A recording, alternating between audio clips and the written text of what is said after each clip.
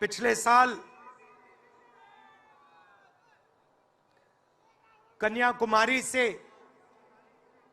कश्मीर तक हमने यात्रा की।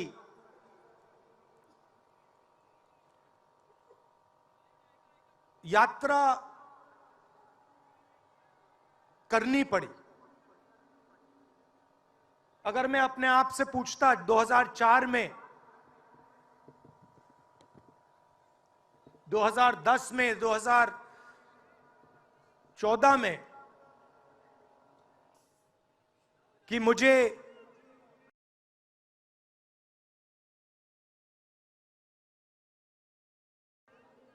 चार 4,000 किलोमीटर कन्याकुमारी से कश्मीर चलना पड़ेगा, मैं ऐसी बात सोच भी नहीं सकता था।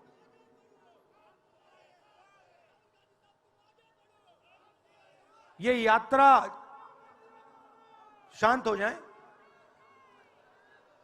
ये यात्रा हमें क्यों करनी पड़ी? क्योंकि देश का जो कम्युनिकेशन का सिस्टम है, चाहे वो मीडिया हो, सोशल मीडिया हो, वो आज देश के हाथ में नहीं है।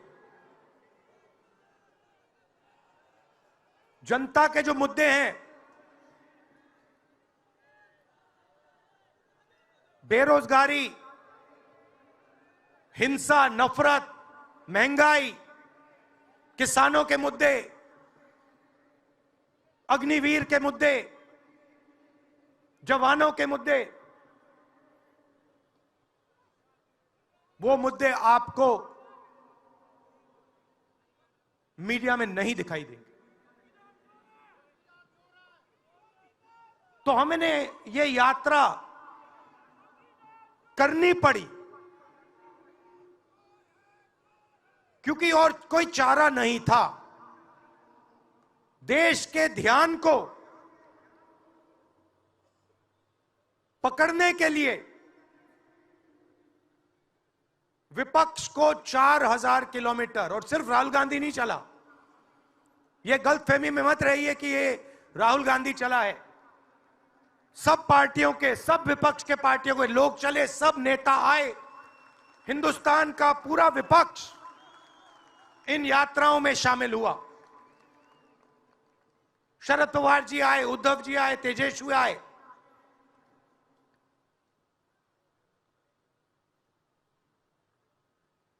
सोशल मीडिया में भी आप गलतफहमी में मत रहिए। किसी ने कहा कि सोशल मीडिया एक रास्ता है, सोशल मीडिया रास्ता नहीं है। उस पर भी कंट्रोल है। अमेरिका की कंपनियों पे दबाव है।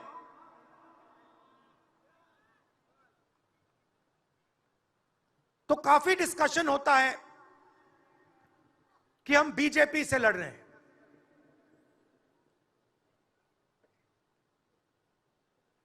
लोग सोचते हैं कि हम सब एक राजनीतिक दल के खिलाफ लड़ रहे हैं। देश भी सोचता है कि ये जो नेता स्टेज पे बैठे हैं, अलग अलग पॉलिटिकल पार्टीज से हैं, ये एक राजनीतिक पार्टी से लड़ रहे हैं। ये सच नहीं है, ये गलत है। हम राजनीतिक पार्टी से नहीं लड़ रहे हैं और ये समझने की जरूरत है। हिंदुस्तान के युवाओं को यह बात समझनी होगी। कोई और कहता है ये सब लोग एक व्यक्ति के खिलाफ लड़ रहे हैं, नरेंद्र मोदी के खिलाफ लड़ रहे हैं। नहीं, हम एक व्यक्ति के खिलाफ भी नहीं लड़ रहे हैं। ना हम बीजेपी के खिलाफ लड़ रहे हैं, ना हम एक व्यक्ति के खिलाफ लड़ रहे हैं। एक व्यक्ति को चेहरा बनाकर ऊपर डाल रखा है।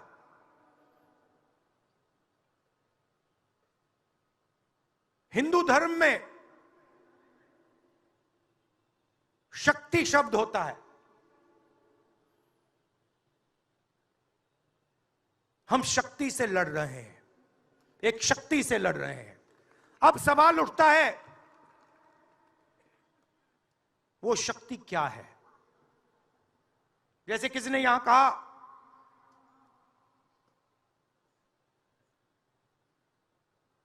राजा की आत्मा ईवीएम में है।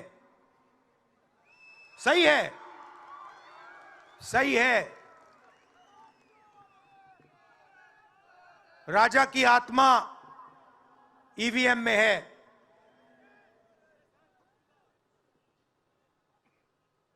हिंदुस्तान की हर संस्था में है, ईडी में है, सीबीआई में है, इनकम टैक्स डिपार्टमेंट में है।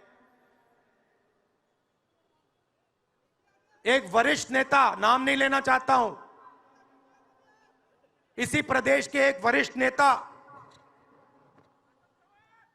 कांग्रेस पार्टी को छोड़ते हैं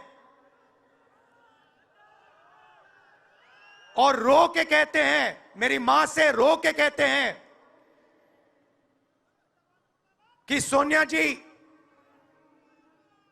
मुझे शर्म आ रही है, मेरे में इन लोगों से, इस शक्ति से लड़ने की हिम्मत नहीं है, मैं जेल नहीं जाना चाहता हूं। और ये एक नहीं है, ऐसे हजारों लोग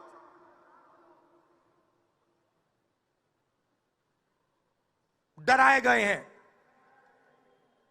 क्या आप सोचते हो शिवसेना के लोग, एनसी के लोग ऐसे ही चले गए?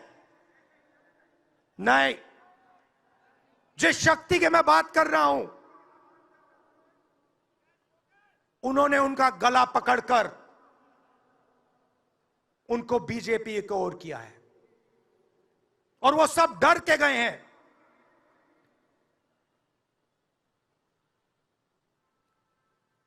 चार 4,000 किलोमीटर चला, उसके बाद 6,000 किलोमीटर मणिपुर से महाराष्ट्र, मुंबई, धारावी।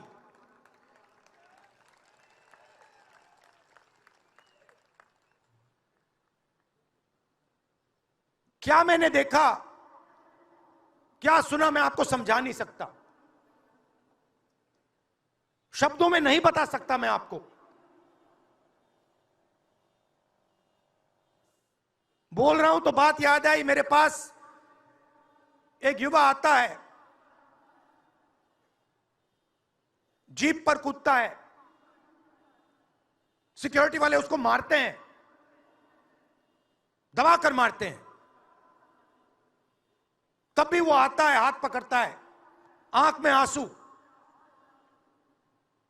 मुझे कहता है, राहुल जी, मैंने 3 साल हर रोज सुबह रनिंग की, पुलअप्स की, पुशअप की, दंड बैठक, सब कुछ मैंने किया। मेरे दिल में देशभक्ति थी।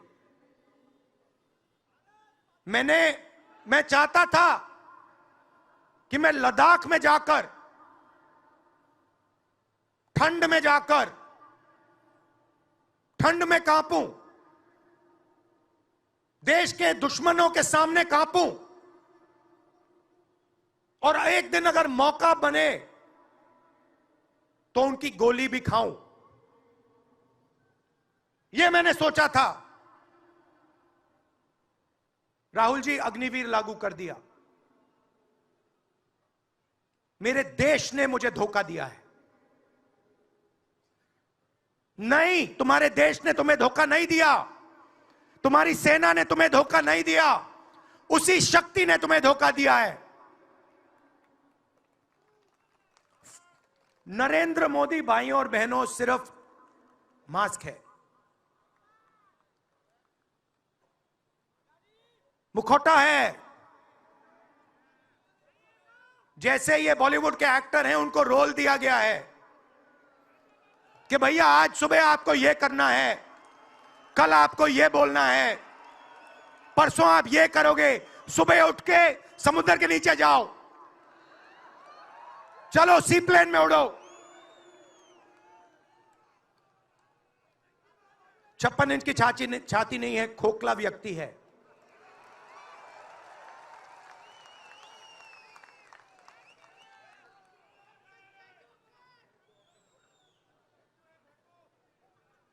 धारावी को देखिए आप। मुझसे पूछा गया कि ये जो यात्रा होगी कहां से कहां होगी। मैंने सोचा, एक बात क्लियर थी, मणिपुर से शुरू होगी। क्यों? वहां पे किसी शक्ति ने सिविल वॉर का माहौल बना रखा है, भाई भाई को मार रहा है, गोली मार रहे हैं, तो शुरुआत तो वहां से होगी। और फिर मैंने सोचा, अगर हिंदुस्तान को नया विजन देना है तो यात्रा धारावी में खत्म होगी। यह हुनर का कैपिटल है, हिंदुस्तान के टैलेंट का, स्किल का, हुनर का कैपिटल है। और इनको यहीं से, मुंबई से, इनके घरों से वही शक्ति इनको उठाकर बाहर फेंक रही है।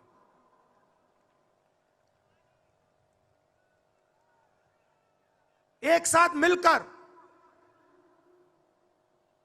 वही शक्ति इन लोगों की जिंदगी बर्बाद करने में लगी हुई है। मैं आपको इस स्टेज से बता रहा हूं, चाइना में एक शहर है,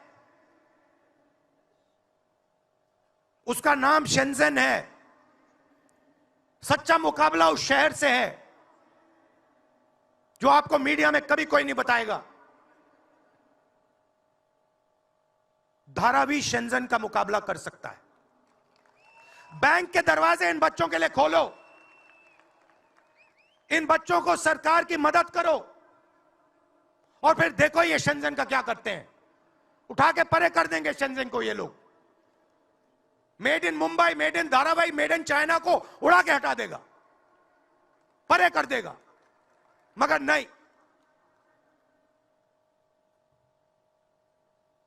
22 लोग हैं यहां पे, 22 लोगों के पास उतना ही धन है जितना हिंदुस्तान के 70 करोड़ लोगों के पास है।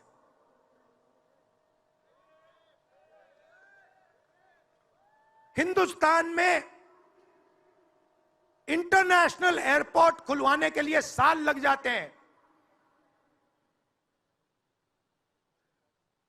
10 दिन में शादी के लिए इंटरनेशनल एयरपोर्ट खुल जाता है। वो ठीक है, कोई बड़ी बात नहीं है। अगर 10 दिन में शादी के लिए खुल जाता है वो ठीक है, करना है करो, मगर बाकी हिंदुस्तान में भी तो खोलो, बाकी प्रदेशों में खोलो। इन्होंने क्या गलती की है?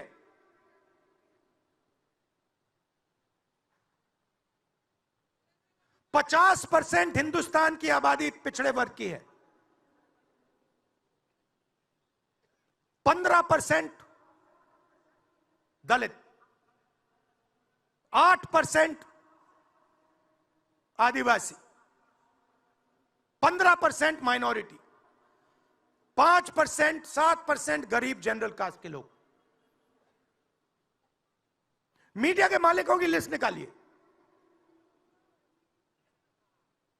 नाम दिखा दीजिए मुझे।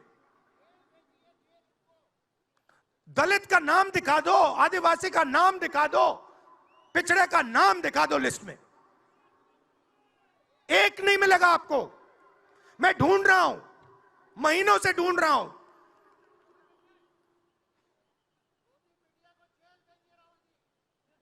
इनकी गलती नहीं है बेचारों की। जैसे मोदी जी मुखौटे हैं, जैसे उनका रिमोट कंट्रोल इनका भी है।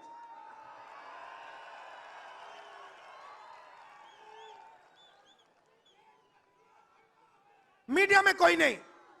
हिंदुस्तान की सबसे 200 बड़ी कंपनियों की लिस्ट निकालिए, मालिकों की लिस्ट निकालिए।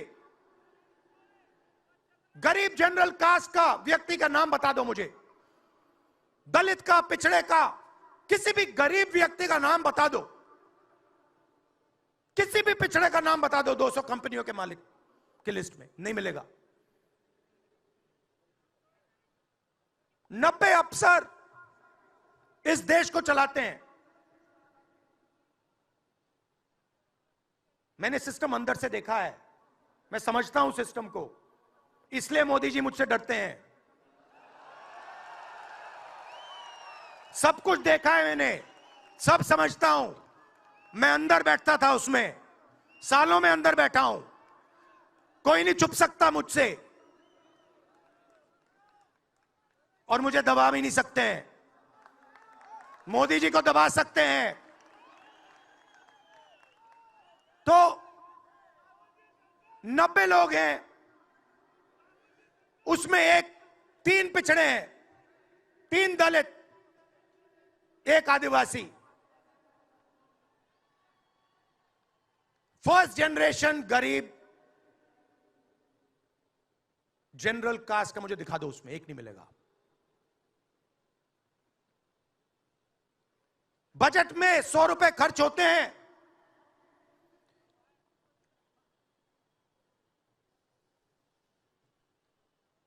पिछड़े, दलित, आदिवासी सबको मिला दो, 6 रुपए का निर्णय लेते हैं। पॉलिसी कहां बनती है? पॉलिसी ये 90 लोग बनाते हैं, उसमें 200-300 और जोड़ दो,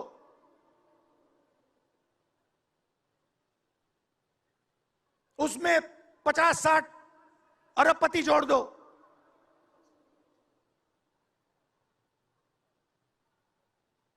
ये है सच्ची शक्ति जो हिंदुस्तान को चला रहा है। और इससे आप कोई नहीं बचेगा, आप में से कोई नहीं बचने वाला। यहां किसी ने ईवीएम की बात की, मैं आपको बता रहा हूं, ईवीएम के बिना नरेंद्र मोदी चुनाव नहीं जीत सकता है। इलेक्शन कमीशन से हमने कहा कि एक काम कीजिए, विपक्ष की पार्टी को ये मशीनें दिखा दीजिए, खोल के हमें दिखा दीजिए ये कैसे चलती हैं, हमारे एक्सपर्ट्स को दिखा दीजिए। इलेक्शन कमीशन नहीं दिखाता। फिर हमने कहा देखिए, इसमें से कागज निकलता है, वोट मशीन में नहीं है, वोट कागज में है। ठीक है, आप मशीन चलाइए, मगर कागज की भी गिनती कर दीजिए। इलेक्शन कमीशन कहता है नहीं, कागज की गिनती नहीं होगी। क्यों नहीं होगी? कैसे नहीं होगी? सिस्टम नहीं चाहता कि ईवीएम की गिनती हो जाए। क्यों? क्योंकि यह सिस्टम आपके धन को चोरी करने का सिस्टम है। ये आप लोग जीएसटी देते हो, उतनी ही जीएसटी देते हो जितना अदानी देता है। 18% शर्ट पे देते हो, उतनी वो देता है। उसकी आमदनी लाखों करोड़ रुपए, आपकी 50,000 रुपए। और फिर देखो पैसा कहां जाता है। कोई भी स्कीम देख लो, फसल बीमा योजना देखो, 35,000 करोड़ रुपए 16 कंपनियों को जाता है। उसमें आपको एक दलित नहीं मिलेगा, एक पिछड़ा नहीं मिलेगा, एक गरीब नहीं मिलेगा।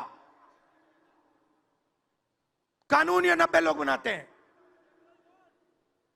पैसा जाता है 16 कंपनियों में। और जब हमारे किसान कहते हैं ओला गिर गया, बारिश हो गई, बर्बाद हो गए, वो कहते हैं भैया नहीं, तुम्हें मुआवजा नहीं मिलेगा, ये तुम्हारा है ही नहीं, तुम्हें कैसे मिलेगा, मर जाओ जाके। नरेंद्र मोदी जी का काम आपके ध्यान को भटकाने का है।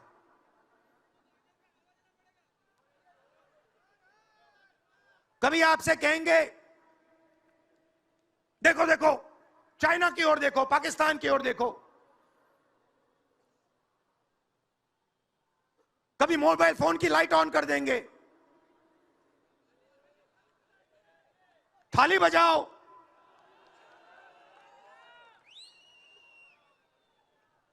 कभी कहेंगे देखो मेरा अपमान कर दिया, जैसे अभी किसी ने उनकी पत्नी के बारे में बोला, अब कहेंगे देखो मेरा अपमान कर दिया, ध्यान भटकाने के लिए। अब देखना होगा।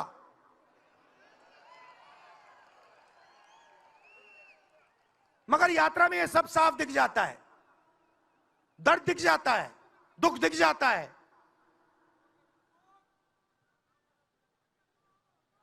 चालीस साल से सबसे ज्यादा बेरोजगारी हिंदुस्तान में आज है। मीडिया में आपको एक मिनट के लिए नहीं दिखता।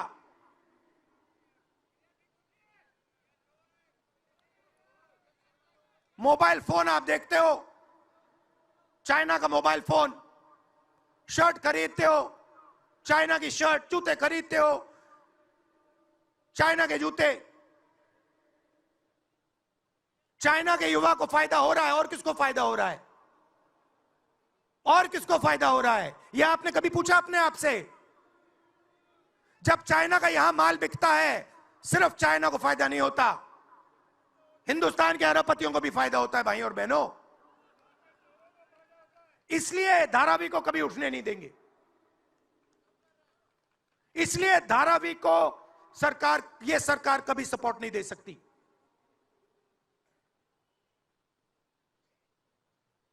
पूरा सिस्टम कंट्रोल में है।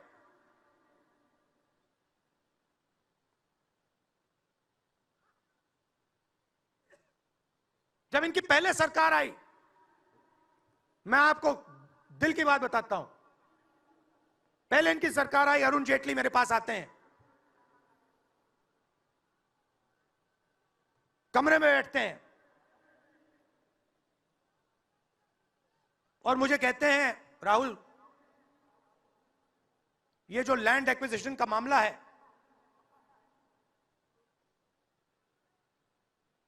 तुम इस पर मत बोलो। क्यों नहीं बोलूं?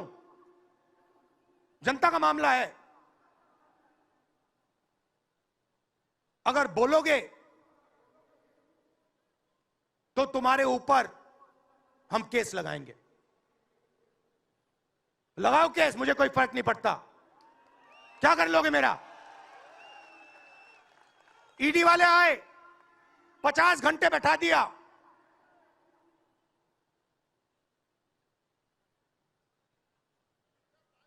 अंत में पता है क्या बोलता है ईडी का अफसर? मुझे पता है क्या बोलता है? कहता है राहुल जी, आप किसी से नहीं डरते हो, आप नरेंद्र मोदी को हरा सकते हो।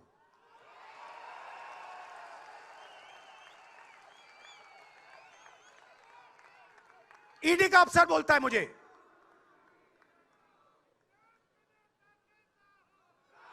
मगर मैं राहुल गांधी नहीं हूं। आप यह मत सोचो कि मैं राहुल गांधी हूं। आप यह मत सोचो कि उद्धव ठाकरे हैं। यह नहीं है, यह हिंदुस्तान की आवाज है।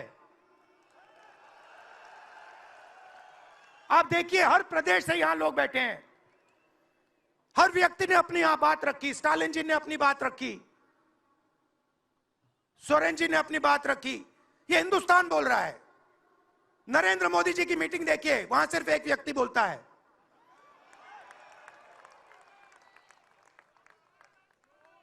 गडकरी जी परे हो जाते हैं, माला के बाहर निकाल देते हैं उनको। इसलिए हमने इसको इंडिया गठबंधन नाम दिया है। यह हिंदुस्तान की रक्षा कर रहा है। ये सब लोग डरे नहीं हैं। ये सब लोग उसी सिस्टम का मुकाबला कर रहे हैं। आज नरेंद्र मोदी के पास भ्रष्टाचार की मोनोपोली है।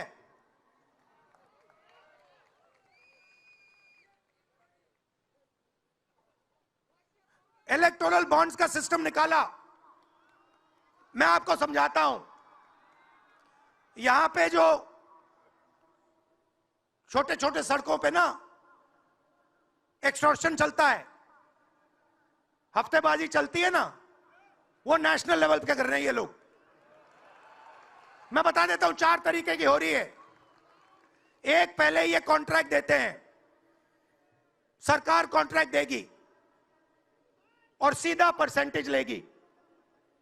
इलेक्टोरल बॉन्ड देख लीजिए, उसमें साफ है, कंपनी को कॉन्ट्रैक्ट मिलता है, उसके एकदम बाद वो बीजेपी को हफ्ता देना शुरू कर देती है। दूसरा, सीधा एक्सटॉर्शन, ईडी सीबीआई भेज देंगे। जैसे यहां पे मुंबई का एयरपोर्ट इनको चाहिए था, ईडी सीबीआई भेजी, एयरपोर्ट किसी और को पकड़ा दिया, सीधा एक्सटॉर्शन।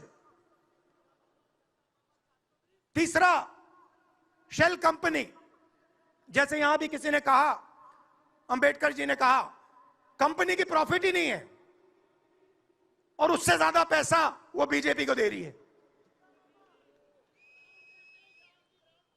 और चौथा, कॉन्ट्रैक्ट देने के पहले पैसा दो, कॉन्ट्रैक्ट लो। देखिए, मैं आपको एक बात कहता हूं, यहां मुंबई में किसी भी गुंडे को आप सीबीआई, ईडी और इनकम टैक्स पकड़ा दो, ठीक है, वो हो रहा है, वो ही हो रहा है। एक व्यक्ति ने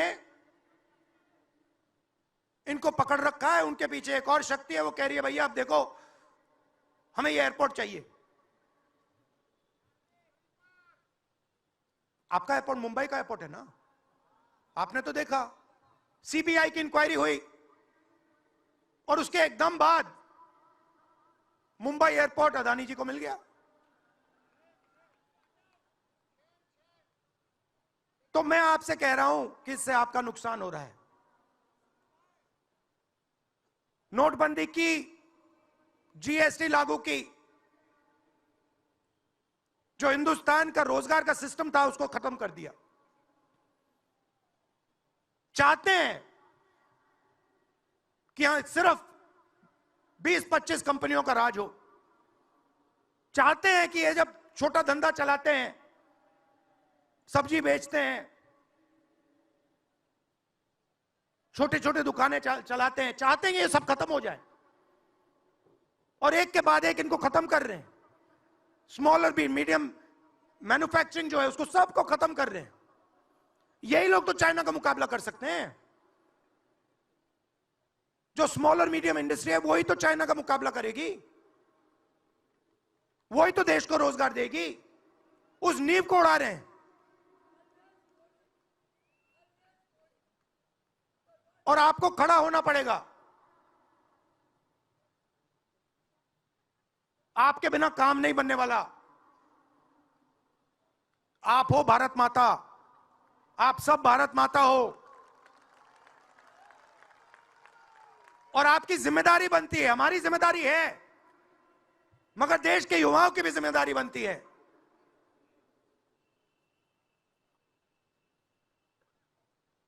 पूरा देश अग्निवीर के खिलाफ है। मैं 4000 किलोमीटर चला, एक युवा ने मुझे नहीं कहा कि अग्निवीर अच्छा लगता है। वो जो रो रहा था मुझे कहता है राहुल जी मैं नहीं जाऊंगा, मैं नहीं जाऊंगा, मैं अग्निवीर नहीं बनूंगा। और फिर मुझे कहता है राहुल जी जहां पे पहले हम दौड़ने जाते थे वो सब खाली पड़ा है। यात्राओं से मुझे बहुत सीखने को मिला, दर्द भी हुआ, चोट भी लगी,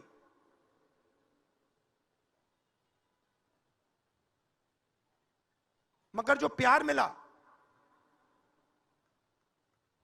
दिल से जो प्यार मिला,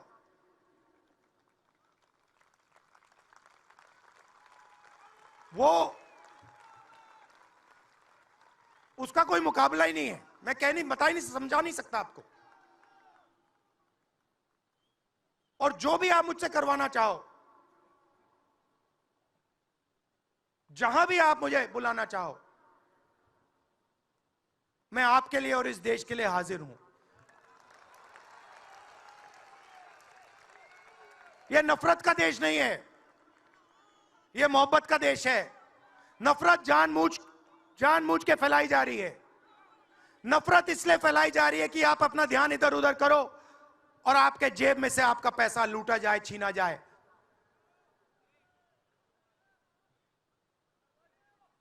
तो नफरत को नहीं फैलने दो। जैसे यात्रा से मैसेज निकला, हिंदुस्तान के दिल से मैसेज निकला, नफरत के बाजार में मोहब्बत की दुकान खोलो। ये हमारे सब महापुरुषों ने कहा है। गांधी जी ने कहा, बुद्ध भगवान ने कहा, राम जी ने कहा, यही कहा। अगर राम का, बुद्धा का एक ही मैसेज है, नफरत के बाजार में मोहब्बत की दुकान खोलो। धन्यवाद।